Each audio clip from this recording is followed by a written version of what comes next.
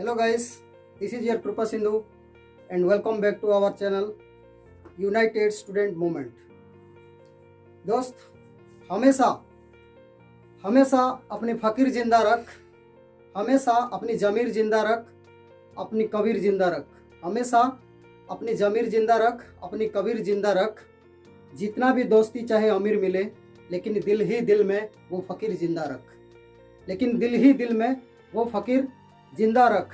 और पंख जितना भी बढ़े और पंख जितना भी फैलाओ और पंख जितना भी बढ़े जितना भी फैलाओ, अगर उड़ना चाहते हो तो अपनी हौसलों में ज्ञान और कर्म की वो तीर जिंदा रख, ज्ञान और कर्म की वो तीर जिंदा रख। और हाँ, हार जाओ जिंदगी में सब कुछ, हार जाओ जिंदगी में बार बार, लेकिन एक ना एक दिन जीतने की वो उम्मीद जिंदा रख, वो उम्मीद जिंदा रख। जी हाँ दोस्तों, सबसे पहले आप सबको मेरे चैनल पर स्वागत करता हूँ। आप सबको जय भीम और क्रांतिकारी सलाम पेश करता हूँ। दोस्त, आज बताने जाता हूँ कि स्टूडेंट्स विद पॉलिटिक्स, आज देश में, हमारा देश में स्टूडेंट्स को किस तरह मैनिपुलेट किया जा रहा है और स्पेशली स्टूडेंट्स जो है आज किस तरह गुमराह हो रहे हैं, किस तरह उनको फंसाया जा रहा है, आज बताऊंगा। आज भारतीय राजनीति इतना गंदा हो गया है और एक धंधा हो गया है, और बोले तो उसको अंधा हो गया है। मैं क्या बताऊं, आज की राजनीति स्टूडेंट्स को कभी सपोर्ट ही नहीं कर रहा है। देखो, मैं बताना चाहता हूं कि हमारा देश में आज जो भी चल रहा है, स्टूडेंट से लेकर फार्मर तक, शिक्षा से लेकर व्यापार तक, और छोटा छोटा दुकानदार, छोटा छोटा व्यापारी और मजदूर जो काम करते हैं, जो दिहाड़ी मजदूरी, सोचो उनका परिस्थिति कैसे गुजरता होगा। ये लोग आज पूरा खत्म होते गए हैं। और इंडिया की इकोनॉमिक्स और इतना इनका ग्रोथ जो इतना नीचे गिर चुका है कि शर्म आना चाहिए जो भी सरकार पर बैठा हुआ है। मैं ये नहीं कह रहा हूँ ये सब सरकार का गलती है, लेकिन मेरा क्वेश्चन ये है कि इसके लिए जिम्मेदार कौन है। चलो इस क्वेश्चन के डेप्थ पर जाते हैं और हम लोग समझते हैं कि असली कारण क्या है आज देश में ये जो परिस्थिति गुजर रहा है। बस मैं यही कहना चाहता हूँ दोस्त, क्या सरकार का दोष है या फिर आम जनता का दोष है, या फिर कोई तीसरा ऑप्शन है जो अदृश्य शक्ति इस देश को घाटने जा रहा है, इस देश को एक मुश्किल के अंदर झेलते जा रहा है। मैं यही बताना चाहता हूं दोस्तों। मुझे लगता है इस तीसरा ऑप्शन जो है वो है पॉलिटिकल सिस्टम, जिसका मतलब है इलेक्शन सिस्टम, जिसका मतलब है निर्वाचन व्यवस्था और चुनावी व्यवस्था। और भारतीय चुनावी व्यवस्था कुछ इस तरह गुजरता है कि यहाँ पे कोई भी एप्लीकेशन देता है तो उनको कोई क्वालिफिकेशन देखा नहीं जाता है। हालांकि इस देश में जब कोई यूपीएससी एग्जाम देता है, कोई एसपी डीएसपी का एग्जाम देता है, तो उसे हाईली क्वालिफाइड होना जरूरी होता है। लेकिन बड़ी दुख की बात यह है कि इस देश में अगर कोई राजनीति में उतरे या कोई एमपी एमएलए बने तो वो उनको कोई क्वालिफिकेशन दिखाई नहीं देता है, कोई क्वालिफिकेशन चेक नहीं किया जा रहा है। और इसी कारण आज सत्ता के अंदर अनपढ़ गवार और तो और फर्जी एजुकेटेड बैठे हुए हैं, जो केवल कागज और पेन का एजुकेटेड है, असली में उसका टैलेंट कुछ भी नहीं है। इसीलिए शायद इस देश गुमराह होते जा रहा है।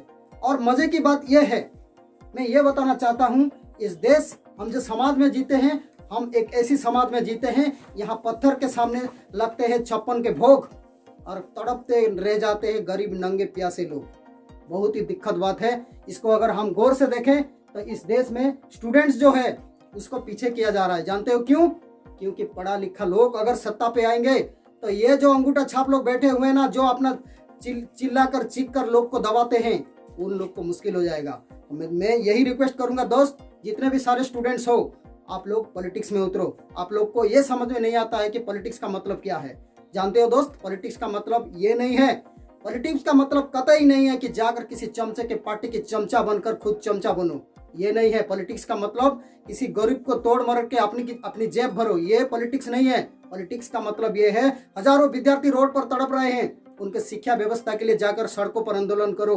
किसानों भूखे मर रहे हैं, उनके लिए जाकर सड़कों पर आंदोलन करो। एक लड़का और लड़की के भीतर जो डिफरेंशिएट पैदा किए जा रहे हैं, जो अपनी आज़ादी खत्म किए जा रहे हैं, उनके लिए जाके आज लड़ो रोड पर। स्पेशली मैं पेरेंट्स को रिक्वेस्ट करूंगा, अपने बच्चे को राजनीति में छोड़ना चाहो, अपने बच्चे को तर्कशील बनाओ, अपने बच्चे जितना जवाब देता है खुश होना सीखो, क्योंकि जवाब जब तक घर में नहीं देंगे तब तक बाहर में नहीं दे सकते हैं। जो लड़की या लड़का घर में बैठा रहता है कोने में, इसका जिंदगी खत्म हो जाता है। दोस्त, पेरेंट्स, मैं आपको यही रिक्वेस्ट करता हूँ कि अपने बच्चे को एक फ्रीडम बनाओ, एक रिवोल्यूशनरी बनाओ, एक साइंटिफिकल सोच बनाओ और कॉन्स्टिट्यूशनली उसे एक लड़ने का तरीका बनाओ, वेपन बनाओ। आज के ज़माने में यही चाहता है, गांधी के हरिजन मत बनाओ, बाबा साहेब के शेरनी बनाओ, तब जाके आपका बच्चा या बच्ची कुछ हासिल करेगा। और हाँ, मैं ये कह देना चाहता हूँ दोस्त, आप लोग को लगता होगा कि मेरा बच्चा पढ़ाई करेगा उसके बाद जाके नौकरी करेगा। अरे नौकरी कौन करता है?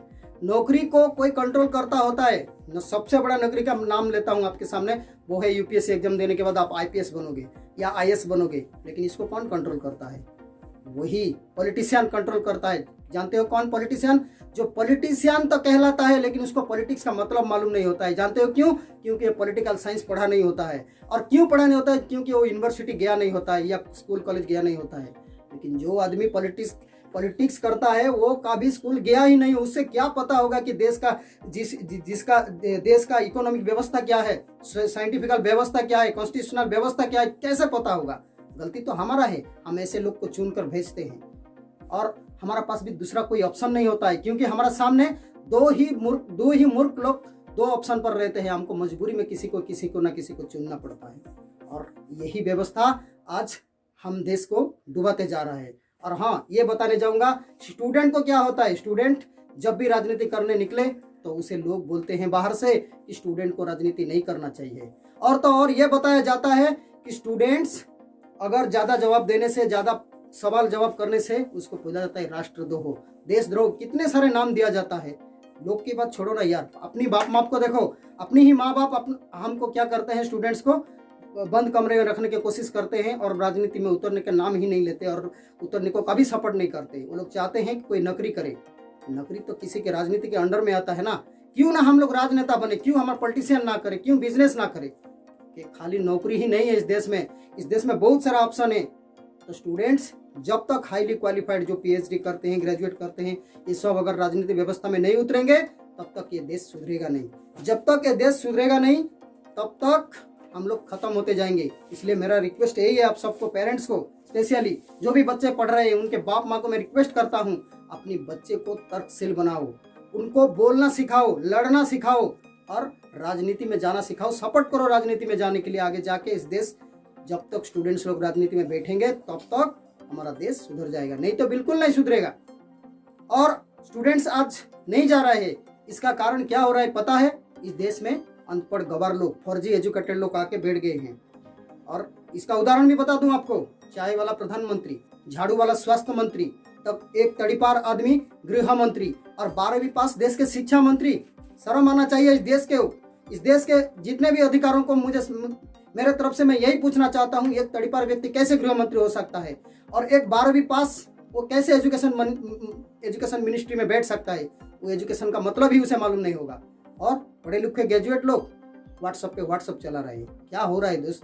ये जो पढ़े लिखे लोग अगर जिस दिन राजनीति में आएंगे ना, इस देश का हालत सुधर जाएगा। पढ़े लिखे लोग क्या कर रहे हैं? व्हाट्सएप चला रहे हैं। कोई उसमें से व्हाट्सएप चला रहा है। और बड़ी शर्म की बात यह भी है, मैं बताना चाहता हूँ अभी, कोई किसी लड़की के बालों पे मर गई, कोई किसी लड़की के गालों पे मर गई, और कोई किसी के चेहरे, किसी के चुंबन या किसी के चालों पे मर गए। और दिक्कत की बात यह है, ऊपर बैठ के भगत सिंह भी ये कहता होगा कि यार सुखदेव राजगुरु, हम कैसे लोगों के लिए फांसी पे चढ़ गए। रोता होगा, वो खून का आंसू रोता होगा। मैं यही कहना चाहता हूं दोस्त, जो भी पढ़े लिखे लोग खुद को जो पढ़े लिखे कहते हो, जो अपने आप को सो कॉल्ड एजुकेटेड कहते हो, तो आंदोलन में उतरो, नहीं तो देश बर्बाद हो जाएगा। एजुकेशन तो छोड़ो, यहाँ पे तिल आदमी को खाना भी नहीं मिलेगा। यही मैं कहना चाहता हूँ दोस्त। और लगता होगा बहुत सारे स्टूडेंट्स को कि मैं परफेक्ट टाइम आने से ये काम करूँगा। गलत है दोस्त। Don't wait to a perfect moment, take a moment and perfect it. That's called educated. Educated का मतलब वो होता है कि कोई भी मोमेंट को उठाओ और उसको परफेक्ट बनाओ, तब जाके आप एजुकेटेड है। परफेक्ट मोमेंट कभी आता नहीं है, खुद को बनाना पड़ता है। यही मैं कहना चाहता हूँ दोस्त। और तो और क्या बताऊँ, जब तक हम रिवॉल्यूशन नहीं करेंगे तब तक हमारा देश में कुछ नहीं होगा। और हाँ, सही राजनीति का मतलब भी बता दूं। जानते हो सही राजनीति का मतलब क्या होता है? जो बच्चा, जो स्टूडेंट्स स्कूल के अंदर, घर के अंदर ही तर्क करना शुरू कर देता है, अपने बाप माँ के साथ लड़ता झगड़ता है, वही असली स्टूडेंट है। क्योंकि उसी की जिंदगी में आगे जाके सक्सेस होगा। क्योंकि बाप माँ हमेशा ये चाहते होंगे कि चलो अंबेडकर जैसा नाम कमाओ, भगत सिंह जैसा नाम कमाओ, ये तो सोचेंगे। लेकिन जब भगत सिंह जैसा, अंबेडकर जैसा बलिदान आए तो पीछे हो जाएंगे।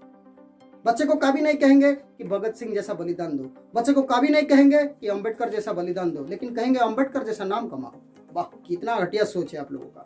मैं आप लोग को रिक्वेस्ट करता हूँ, पेरेंट्स जो भी है, मेरे भाषा जो भी सुन रहे हो, मैं आप लोग को रिक्वेस्ट करता हूँ, अपने बच्चे को पॉलिटिक्स में जाने के लिए चांस दो। अपने बच्चे को तर्कशील बनाओ, जितना जवाब देगा खुश हो, क्योंकि आपका बच्चा सीख रहा है इसीलिए आपको जवाब दे रहा है। और जिसका बच्चा नहीं सीख पा रहा है वो बैठा हुआ होता है गूंगे की तरह, क्योंकि यही सिखाया है समाज। ये जो जितना भी भ्रष्टाचार लोग हमको यही सिखाते हैं कि बच्चे गूंगा होना चाहिए। जो जितना गूंगा है उसको अच्छा बोल दिया जाता है, और जो जितना मुंहफाट होते हैं उसको बोला जाता है कि दूसरा नाम।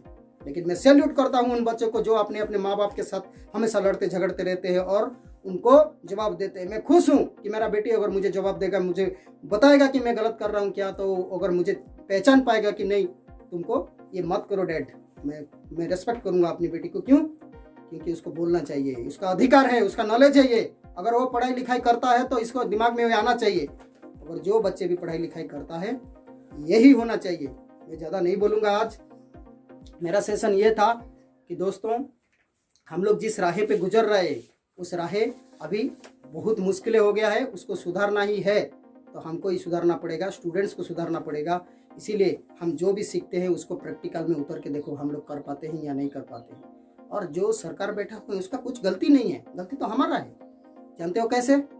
जो काम हाथी करता है, जो काम हाथी उठा सकता है, जितना ताकत हाथी को है वो ताकत के बल पर वो काम करता है, वही काम अगर हम घोड़े को करने देंगे तो वो कैसे कर पाएगा? जानते हो क्या रिएक्शन करेगा घोड़ा? एक तो उसको ताकत नहीं है, वो पहले तो लात मारेगा, दूसरे बात सीखेगा, चिल्लाएगा और अपनी कमजोरी को छुपाने लगेगा। यही हो रहा है देश, क्योंकि कॉन्स्टिट्यूशनल, साइंटिफिकल और जो लोग पीएचडी किए हुए हैं वो सारे स्टूडेंट घर पर बैठे हैं और एक अनपढ़ गवार अंगूठा छाप आदमी इस देश को चला रहा है, जिसके कारण ये देश में खाली चीखना चिल्लाना, खाली जोर जोर से चिल्ला के हम लोग को दबाया जा रहा है। जानते हो नेल्सन मंडेला ने एक बात किए थे, आप लोग को नेल्सन मंडेला कौन है जरूर पता होगा। एक बात किए थे, बुरे लोग इसलिए नहीं चिल्लाते, बुरे लोग इसीलिए नहीं चिल्लाते क्योंकि वो ताकतवर है, बुरे लोग तो इसीलिए चिल्लाते हैं क्योंकि अच्छे लोग चुप होकर बैठे हैं। और ये चुप्पी तोड़ने का वक्त है।